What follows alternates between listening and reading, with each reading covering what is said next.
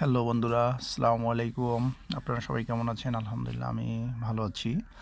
আমি এখন এই যে ভিডিওটা নিয়ে এসেছি, এই ভিডিওটা মূলত আপনার মালয়েশিয়া আর মালয়েশিয়ার রাজধানী কুয়ালালামপুরের ঐতিহ্যবাহী যে জোড়া টাওয়ার বা জোড়া বিল্ডিং, সেই বিল্ডিংয়ের সামনে আমি এখানে এসেছি আর এই ভিডিওটা ধারণ করেছি। আসলে এই ভিডিওটা আপনাদের অনেকেরই ভালো লাগবে, অনেকেই অনেকভাবে এটা দেখেছেন হয়তোবা কোনো না কোনোভাবে নেটের মাধ্যমে, আর যারা সরজমিনে এসে দেখেছেন।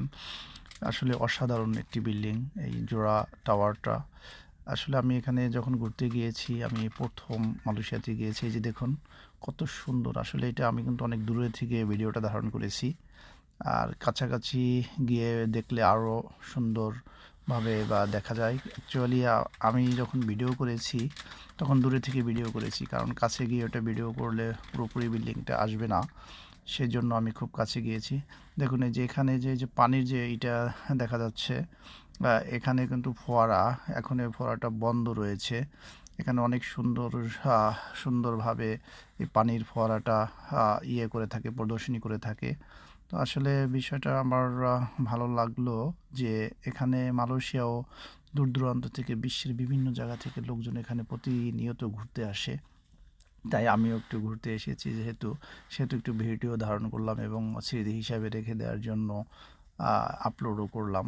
তো যাই হোক, যাদেরকে দেখার সুযোগ করে দিয়েছি তারা অবশ্যই ভিডিওটা দেখবেন। ধন্যবাদ। আসসালামু আলাইকুম। সবাইকে অসংখ্য ধন্যবাদ আমার ভিডিওটা দেখার জন্য।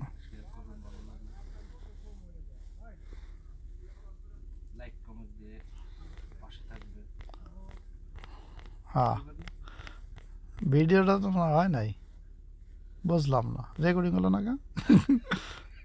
আ এ কি